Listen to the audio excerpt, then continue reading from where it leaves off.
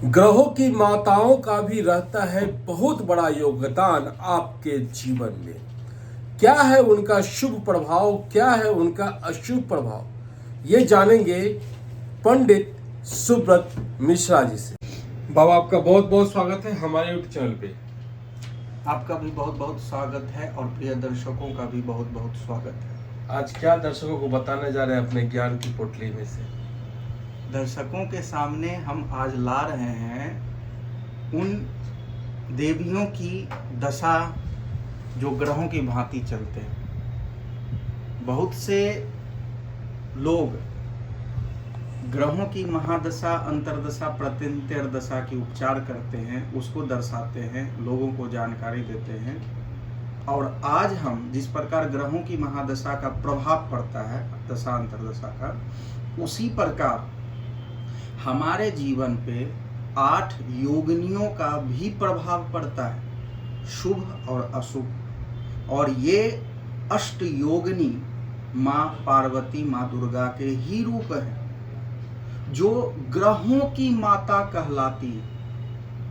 माता एक होती है जो गर्भ से उत्पन्न करती है, और दूसरी जननी, दूसरी जो माता है वो माता इसे भी मुख्य रूप से बोली जाती है, जैसे हम दत्तक माता। दत्तक माता, जैसे हम बोल दिए किसी को माता। जैसे अगर हम बात करें भगवान श्री कृष्ण की, तो जन्मे किन्हीं और के गर्भ से और लालन पालन किन्हीं और, तो जन्म देने वाली माता और पालन करने वाली माता। उसी प्रकार ग्रहों की भी माताएं हुई ये 8 योगिनियां, जो जीवन पर शुभ और अशुभ प्रभाव डालते हैं ग्रहों की भांति, और इनका असर होता है निश्चित तौर पे।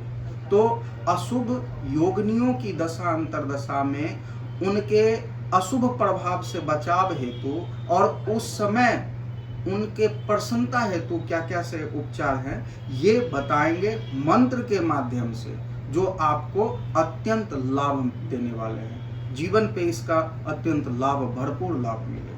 कि अरिष्ट योगिनियों के अनिष्ट, वो योगिनी जो अशुभ प्रभाव डाला है, उनकी शांति हेतु, प्रसन्नता हेतु किन किन से मंत्रों का जाप करें, वो आपके जीवन पे अत्यंत लाभ मिलेगा। अगर अशुभ ग्रहों का प्रभाव है तो क्या योगिनियां भी उनके अनुकूल, उनके साथ कदम से कदम मिला के अशुभ प्रभाव देती है? हाँ। या फिर दोनों का मत अलग अलग होता है? नहीं, जैसे कई सी दशाएं होती हैं, चर दशाएं होती हैं, राशि दशाएं, मतलब बहुत सी दशाएं होती हैं, लेकिन ये 2 दशाएं अत्यंत महत्वपूर्ण हैं। एक ग्रहों की दशा और एक ग्रहों की माता की दशा, यानी जिनको योगिनी बोलते हैं, ये एक दूसरे के पूरक है, क्रमबद्ध है, और ये साथ साथ चलते हैं जन्म से लेकर मृत्यु काल तक। मतलब अच्छा हो तो भी साथ साथ, हाँ, और बुरा हो तो भी साथ साथ, यानी कि डबल पावर हो गया ना। हाँ। क्या, क्योंकि अब मान के चलिए कि ग्रहों की दशा अंतरदशा भी खराब चल रहे हैं और योगिनी की दशा अंतरदशा भी खराब चल रहे हैं, तो इन स्थिति में 100% जो भी व्यक्ति अभी तक, आज तक जो भी आए हैं, उनके कुंडली की हमने विवेचना की है, तो वो रंक मतलब से राजा या राजा से रंक जैसी स्थिति बन जाती है। इस कंडीशन में हमने आज तक जो भी जितने भी व्यक्ति के कुंडली का विश्लेषण किया है, वो अगर अत्यंत पीढ़ी हैं, तो एनालिसिस करने के बाद पता चला है कि ग्रहों के दशा के साथ साथ मतलब योगिनी की भी दशा उनके साथ अच्छी नहीं चल रही है, इसलिए वो अत्यंत पीड़ित है। तो क्या है उसका मंत्र, और कैसे पहचाने कि योगिनी का ग्रह अशुभ है तो योगिनी भी अशुभ होगी? तो ये क्या लग्नेश पे और देखिए, सारा खेल भेल नक्षत्र के अनुसार होता है। आपकी दशा अंतरदशा हो वो भी नक्षत्र पे निर्भर करते हैं, या योगिनी दशा अंतरदशा हो वो भी नक्षत्र पे निर्भर करते हैं। तो शुभ ग्रहों की दशा चल रही हो और अशुभ योगिनी की दशा चल रही हो, तो आपको मिश्रित फल मिलेंगे, कुछ मामलों में अशुभ, कुछ मामलों में शुभ। योगिनी अशुभ है और ग्रह शुभ है तो भी आपको मिश्रित फल मिलेंगे। योगिनी की दशा शुभ, ग्रहों की दशा शुभ है, तो आप ऊंचाइयों तक चलेंगे। वो जो समय अवधि है आपके विकास का, हर एक क्षेत्र में आप उन्नति करेंगे। आपने तो कहा कि लेकिन दोनों का नहीं, चाल सेम रहता है नहीं लगभग। नहीं, मतलब वो दोनों एक दूसरे के पूरक हैं। ये जरूरी नहीं कि ग्रह अगर खराब है तो योगिनी भी खराब होंगे, ऐसी बात नहीं है। नहीं है। दशाओं की अलग अलग अवधि है, अच्छा, तो वही हम बताते हैं। और जब ग्रहों की दशा अंतरदशा अत्यंत अशुभ हो और योगिनियों की दशा अंतरदशा भी अत्यंत अशुभ हो, तो इस समय इंसान निश्चित तौर पे बहुत पीड़ित होते हैं, हर काम में विघ्न आते हैं। क्या है उपचार उसका? योगिनियों कैसे को पता प्रसन्न चले? करने के लिए आप मंत्र का ही सहारा लें। तो पहले आप जानिए कि ये 8 योगिनियों के नाम क्या हैं क्रमवश। जी जी। तो पहला मंगला योगिनी हुई। यहाँ पे हम आपको पृष्ठ के माध्यम से समझा रहे हैं। मंगला योगिनी जो चंद्रमा की माता हुई, इनकी दशा अंतरदशा में आपको शुभ फल मिलेंगे। यानी ये अल्टरनेट हैं, शुभ अशुभ, शुभ अशुभ, शुभ अशुभ, शुभ अशुभ। अर्थात सूर्य की माता, मंगल की माता, शनि की माता और राहु केतु की। आप जान ही रहे हैं कि सूर्य, मंगल, शनि, राहु केतु, ये जो 5 ग्रह हैं, ऐसे भी ज्योतिष शास्त्र में ये पापत्व ग्रह की श्रेणी में आते हैं। इसीलिए उनकी माताओं के समय अवधि में भी शुभ प्रभाव नहीं मिलता है। तो क्रमबद्ध आप जानिए कि प्रथम योगिनी मंगला हुई, द्वितीय पिंगला, तृतीय धान्या, चतुर्थ योगिनी भ्रामरी, पंचम भद्रिका, षष्ठ उल्का, सप्तम सिद्धा और अष्टम संकटा हुई। और यहाँ पे क्रमशः मंगला चंद्रमा की माता हुई, पिंगला सूर्य, इसी प्रकार क्रम से गुरु, मंगल, बुध, शनि, शुक्र और राहु केतु की ये माता हुई। तो पिंगला की योगिनी चल रही हो दशा अंतरदशा, या भ्रामरी की चल रही हो, या उल्का की चल रही हो, या संकटा की चल रही हो, तो इस समय अवधि में इन योगिनियों से संबंधित जो मंत्र है उसका निश्चित तौर पे कम से कम 11 बार नित्य जाप अवश्य करें। साथ ही साथ वो जिनकी माताएं हैं उन ग्रहों से संबंधित मंत्र का, या जो भी रत्न के माध्यम से हो या दान के माध्यम से हो या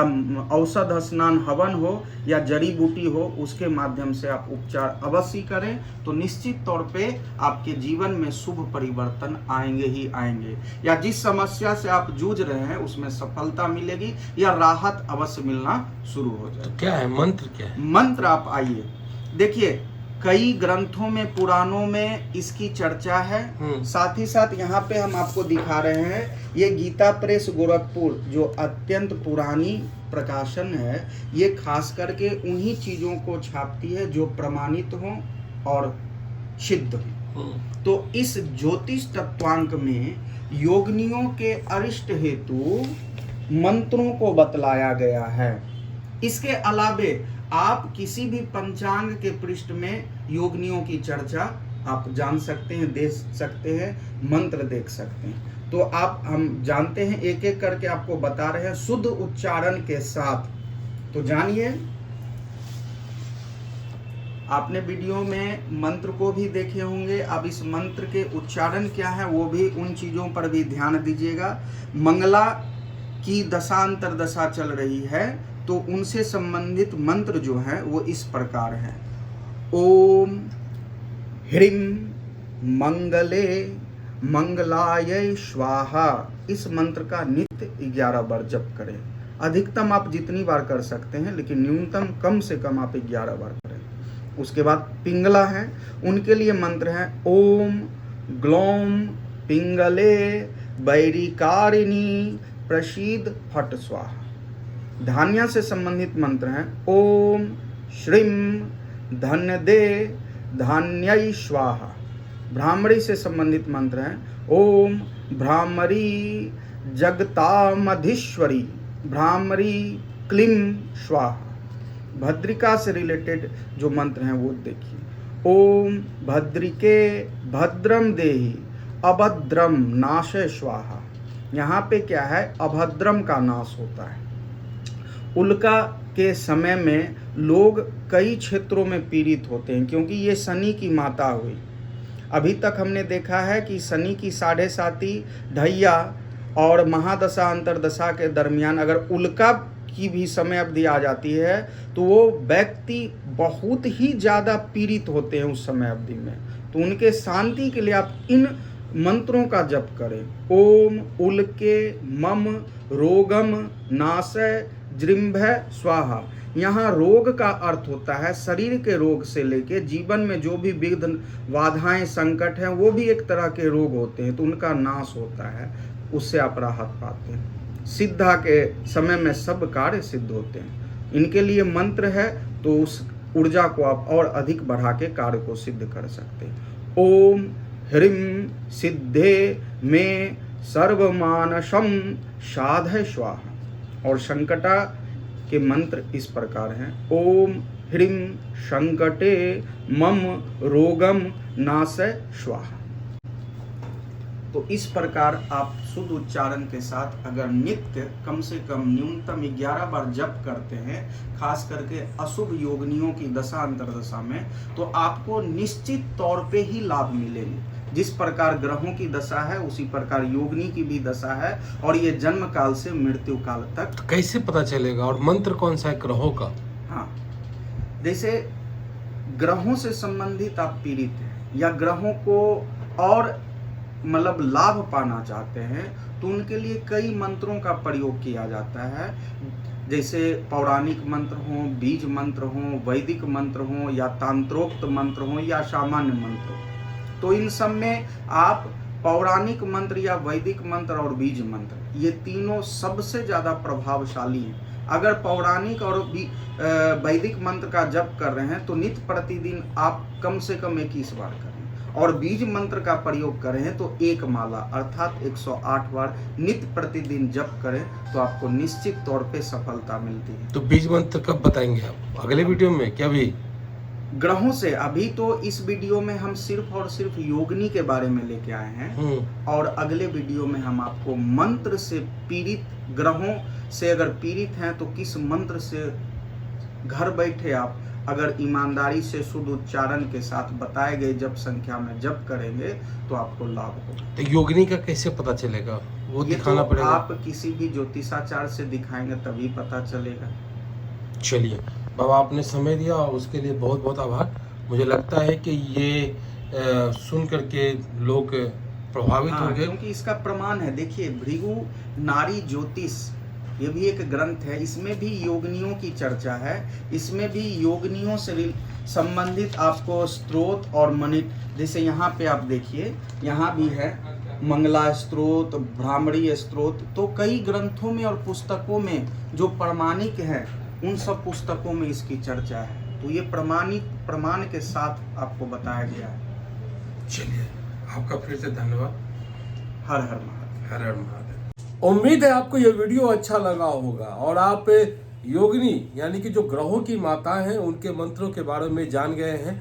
अगले वीडियो में हम आपको बताएंगे कि क्या है ग्रहों का कौन सा मंत्र आपको उच्चारण करना चाहिए, दोनों का कॉम्बिनेशन क्या होगा वो अगले वीडियो में हम बताएंगे। तो उम्मीद है आपको ये वीडियो अच्छा लगा होगा। अच्छा लगा हो तो लाइक कीजिए, शेयर कीजिए, सब्सक्राइब कीजिए हमारे चैनल को। हम फिर मिलेंगे किसी और नए अपडेट के साथ। तब तक इंद्रसेन का प्यार नमस्कार। जय भारत, जय हिंद।